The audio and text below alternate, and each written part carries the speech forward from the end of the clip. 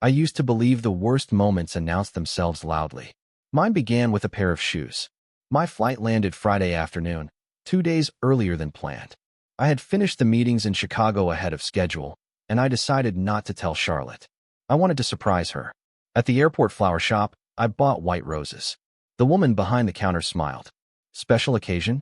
Our second anniversary is next week. Then don't forget the card. I already have something better. I touched the small gift box inside my coat pocket. Charlotte had once stopped outside a jewelry store and admired a silver bracelet.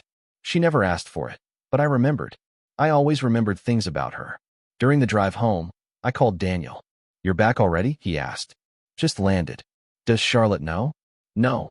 He laughed. "Romantic surprise?" Try not to sound shocked. I've known you 12 years. Romance usually means making dinner reservations 3 weeks early. She likes planning. You like planning. Same result. Enjoy your weekend, Ethan. I plan to. Those words stayed with me afterward. Our villa looked peaceful when I arrived. No music. No television. No movement behind the curtains. I unlocked the front door carefully. "Charlotte." I stopped before saying her name loudly. A pair of black leather shoes sat beside the entrance. Men's shoes. Large. Expensive. Not mine. For several seconds, I simply stared at them. Maybe Michael had visited. No. My father was in Boston. Maybe Daniel had stopped by. Impossible. I had just spoken to him. A contractor? Charlotte would have mentioned repairs. I placed my suitcase down. My heartbeat became louder. "Don't be stupid," I whispered. There were dozens of innocent explanations. Then I heard laughter upstairs. Charlotte's laughter. I knew that sound better than my own. Another voice answered her. Male. I couldn't understand the words at first. I stepped closer to the staircase. Charlotte laughed again. "Stop." The man replied. "You still laugh exactly the same." My hand tightened around the roses. I knew that voice. Ryan Carter. I had met him once, 18 months earlier, at a charity dinner. Charlotte had introduced him casually. "This is Ryan. We dated at university." Later that night, I had asked about him. "Anything I should worry about?" She had kissed my cheek. "Ryan is ancient history, Ethan." Ancient. Completely buried. I had trusted her. Now the dead were upstairs in my bedroom. I moved toward the first step, then stopped. Every angry instinct told me to go up. Open the door. Demand answers.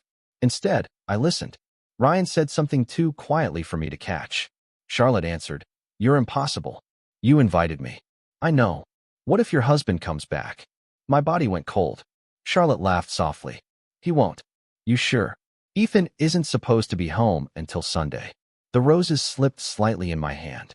Ryan said, "You sound very confident." "Because I know my husband." I almost walked upstairs then. I wanted to see her face when she saw me. I wanted Ryan to understand whose house he was standing inside. But another thought stopped me. If I confronted them now, anger would control everything. Charlotte would cry. Ryan would explain. I would shout. And somewhere inside all that noise, I drove until the villa disappeared from my mirror. Daniel called again before I reached Manhattan. "Where are you?" "Looking for a hotel." "Come here instead." "No." "Why?" "Because you'll spend all night stopping me from doing something stupid." "That is exactly why you should come here." "I need silence." He sighed. "Fine. But call me when you check in." 20 minutes later, I dropped my suitcase beside a hotel bed and called him. "I'm inside." "Good. Now tell me exactly what you know." "I know Ryan was in my house." "Yes." "I know Charlotte expected me away." "Yes." "I know they were upstairs together." "Yes." "And I know what that means." "No," Daniel said firmly. "You know what you saw and heard. Don't turn fear into evidence." I sat down. "You're defending her?" "I'm protecting you from making tomorrow's decision with tonight's anger." I rubbed my face. "So what do I do?" "Separate facts from assumptions." Ryan's shoes were beside my door. "Fact. Charlotte invited him secretly." "Likely, but you haven't asked." "She told him I wouldn't return until Sunday." "Fact. They're sleeping together." "Assumption." I hated hearing it. "What difference does that make?" "It may not change your decision. But if you end your marriage, end it because of truth." My phone vibrated. "Charlotte." "She's calling." "Answer." "What?" "Act normal." I stared at her name. "Daniel." "Listen." I answered. "Hey." Charlotte sounded cheerful. "Finally. I've been waiting for you." "For me?" "You promised you'd call after dinner." "Sorry. Long day." "Poor husband." Her voice was so familiar that my chest hurt. What are you doing? I asked. Nothing exciting. Home. Yeah. Alone. There was no pause. Completely alone. I looked at the photograph of Ryan's shoes. Sounds peaceful. It is.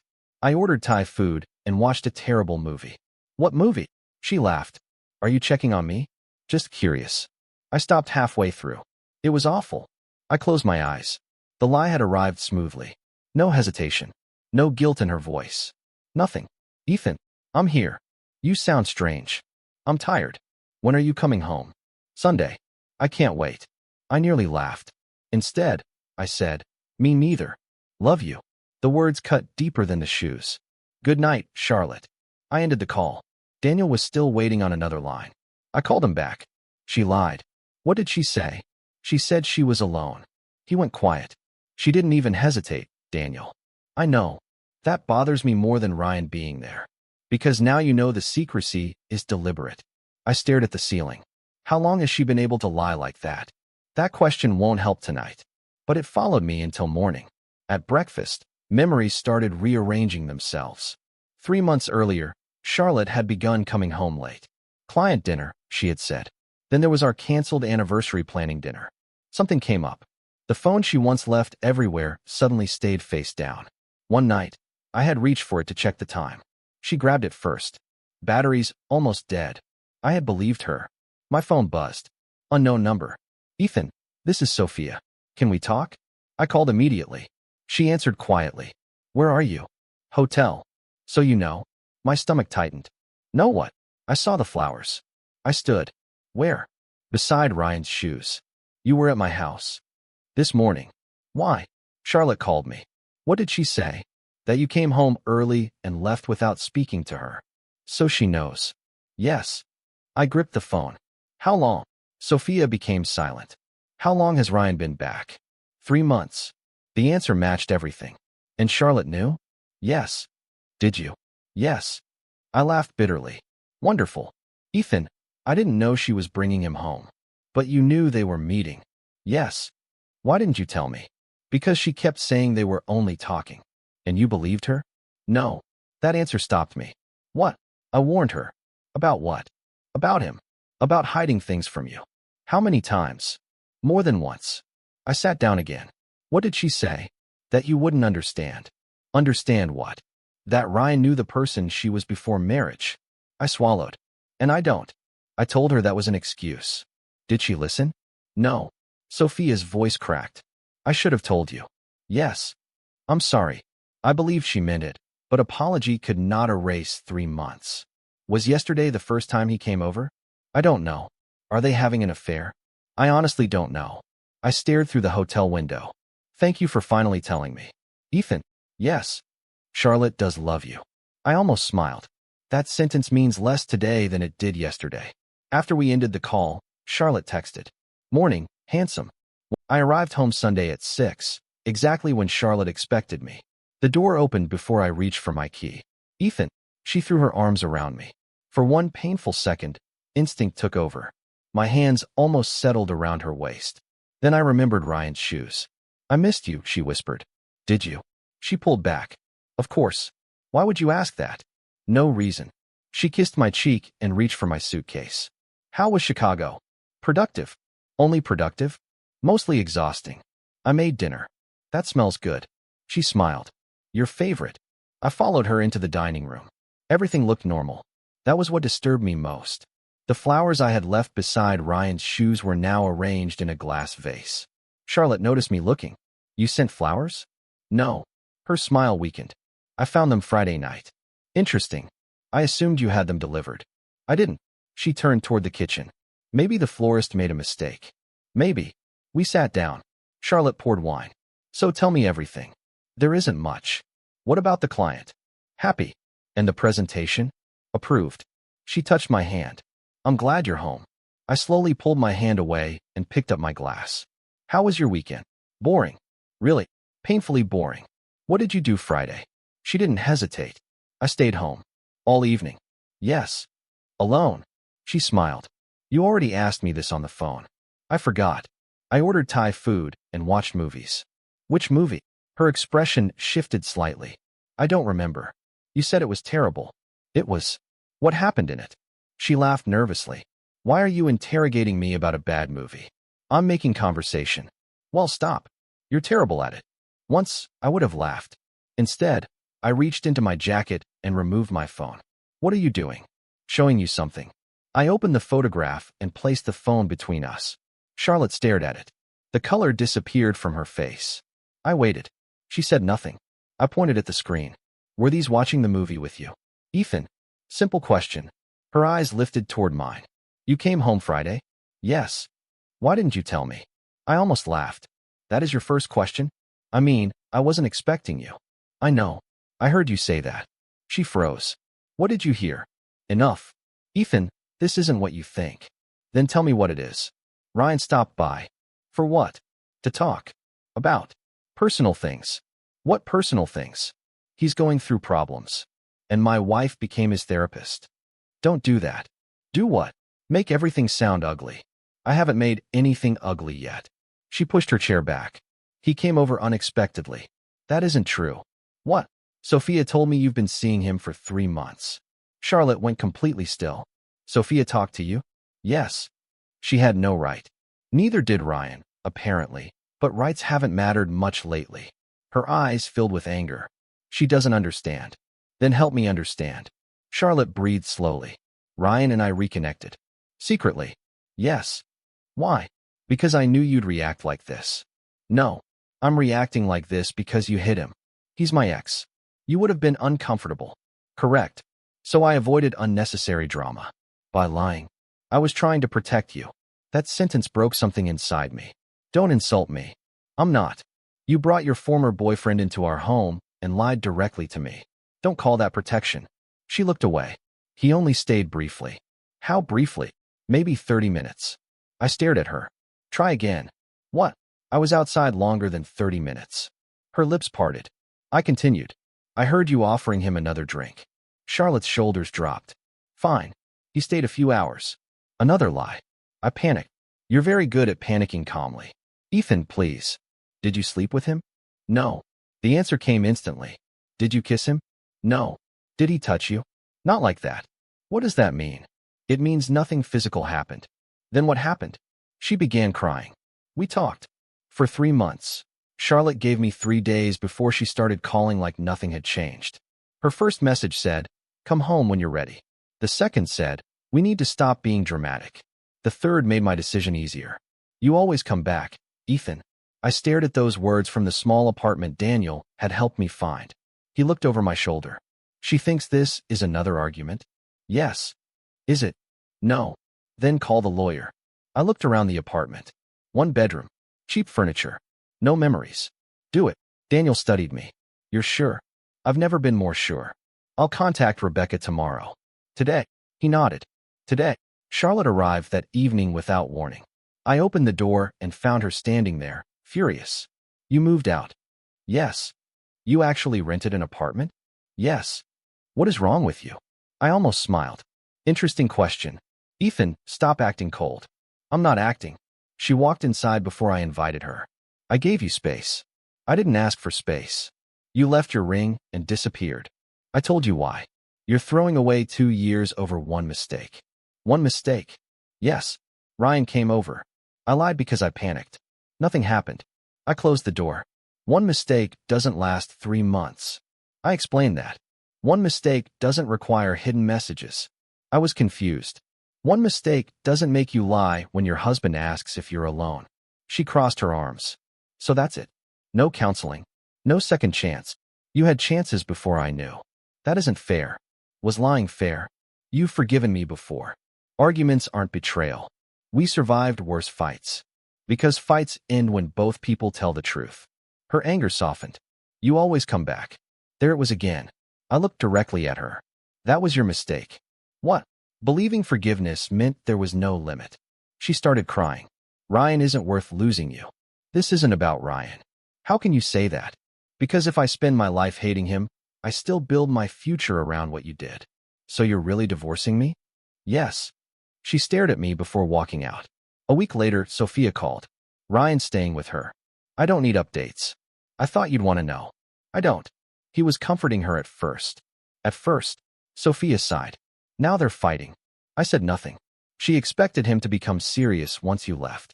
And he liked secrecy more than reality. That sounds like Charlotte's problem. You've changed. No, I'm finally paying attention to my own life. That became harder when my father visited. Michael walked through my apartment and frowned. This place looks temporary. It is. Good. I handed him coffee. You came here to insult my furniture? I came because Daniel says you're pretending you're fine. Daniel talks too much. He always has. We sat near the window. Michael asked, "What do you want now?" "A divorce." I asked what you want, not what you're ending. I had no answer. He leaned forward. "Remember the Boston promotion?" "Yes." "You refused it because Charlotte didn't want to move.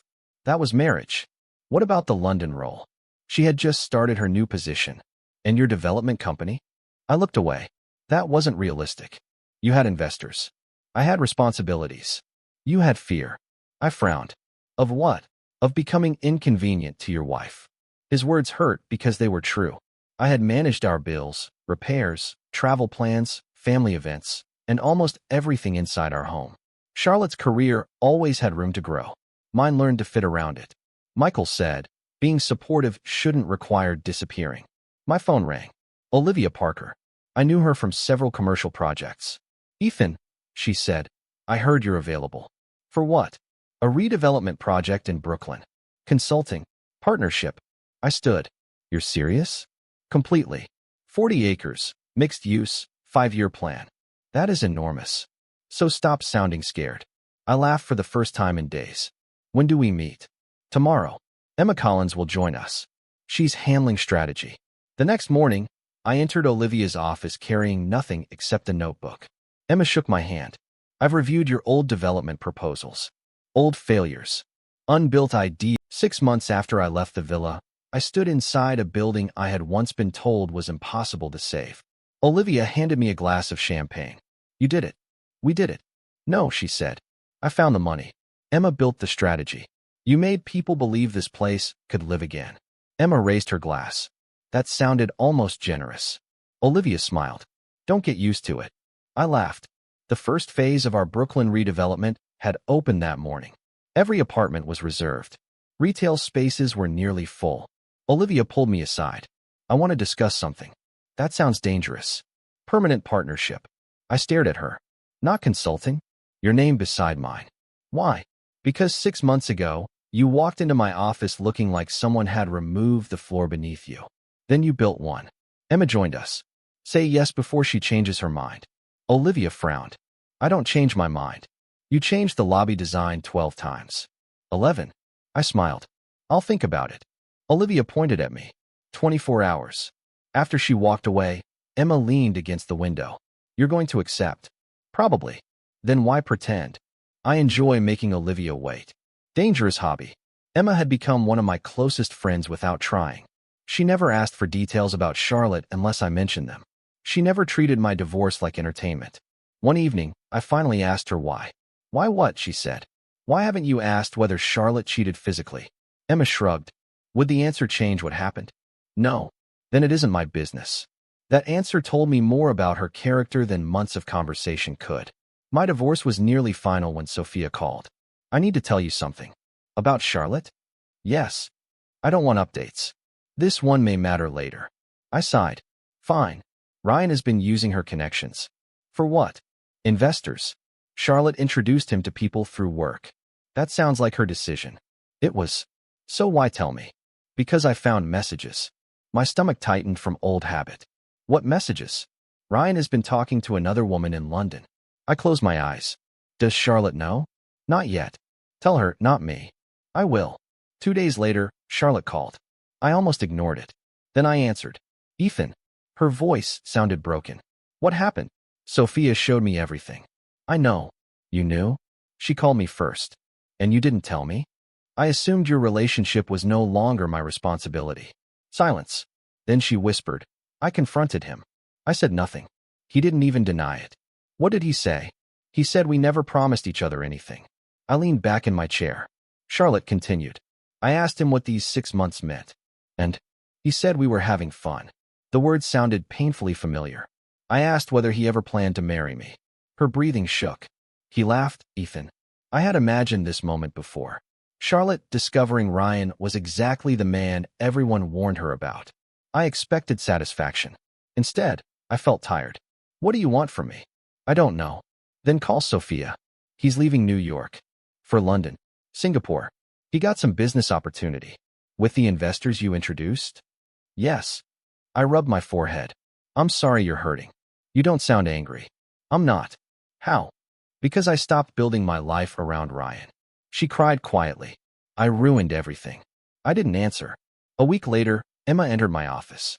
Someone is asking for you. Who? She hesitated. Charlotte. I looked toward the glass door.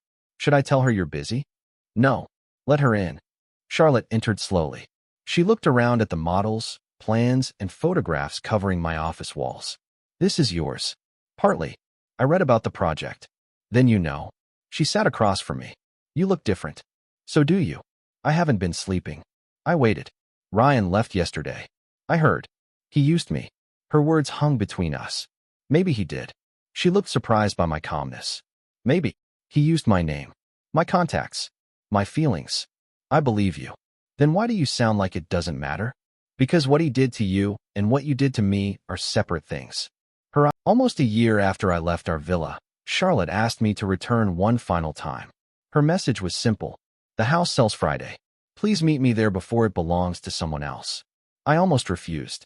Instead, Thursday evening, I unlocked the front door with the key I had never bothered returning. The entrance looked larger without furniture. Charlotte stood near the staircase. Hi. Hi. Thank you for coming. You said it mattered. It does.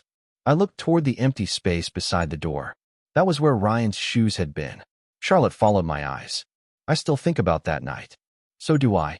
I threw the flowers away. I wondered. I couldn't look at them. We walked into the living room. Only 2 chairs remained. Charlotte touched one. Remember when we bought these? You hated them. I said they looked boring. You made me return the first set. She smiled weakly. You remembered. I remember most things. Her smile disappeared. That was always true. We sat. For several minutes, neither of us spoke. Finally, Charlotte asked, Are you happy? I'm getting there. With Emma? I frowned. Emma is my friend. Only your friend. This meeting isn't about Emma. I know. I'm sorry. She twisted her fingers together. I heard you became Olivia's partner. I did. You always wanted your own development company. Something close to it. I should have encouraged you. I should have encouraged myself. She looked around the empty room. I blamed you after you left. I know. I said you abandoned me. I know that too. Sophia told you? Some of it. Charlotte breathed deeply. Then Ryan left, and I blamed him. I stayed quiet. After that, there was nobody left. What do you mean? Nobody left to blame except me. Her voice cracked.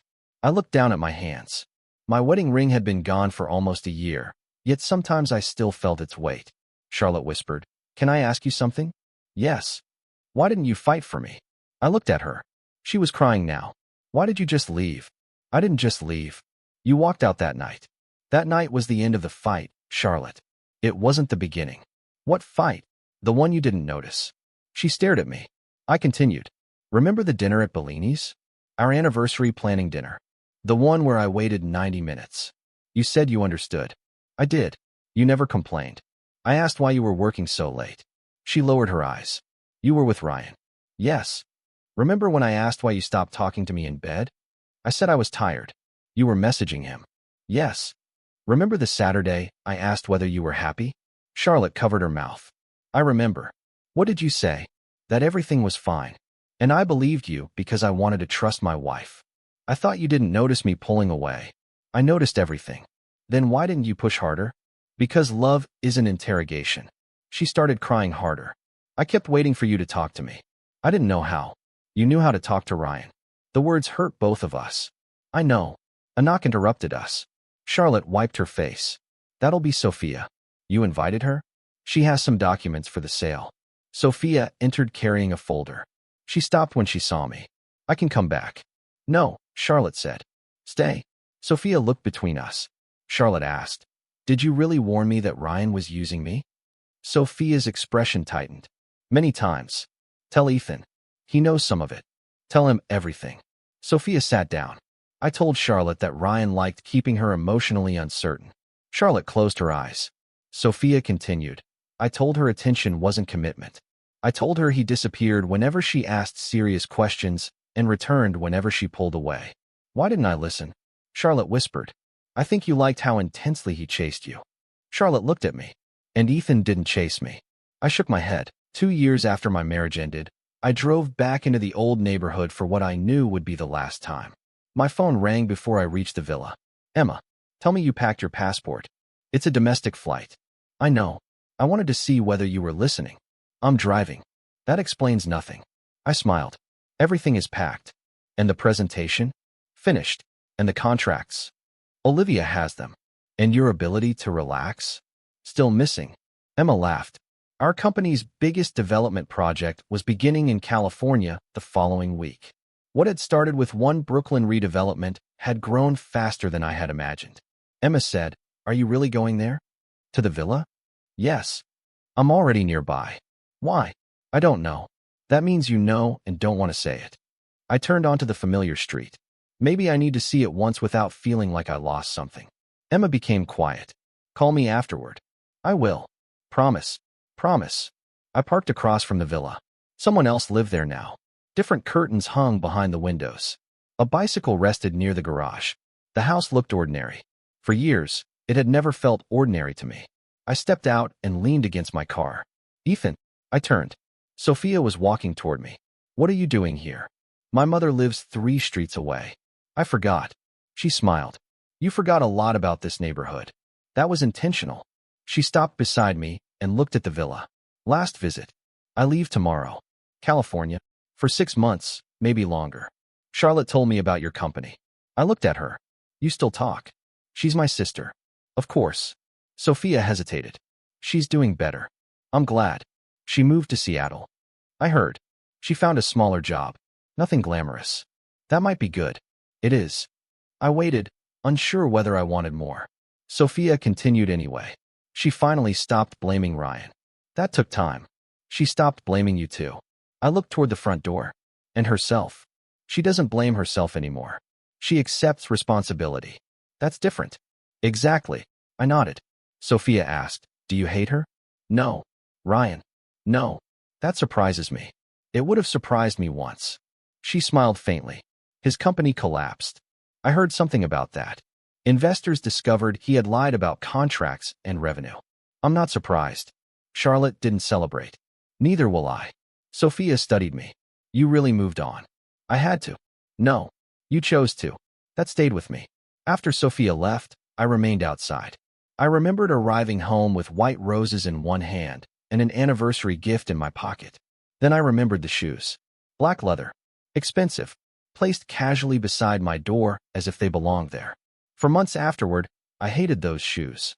In my mind, they became the symbol of everything Ryan had taken from me. My marriage. My home. My future. But standing there 2 years later, I understood how wrong I had been. Ryan had not promised me loyalty.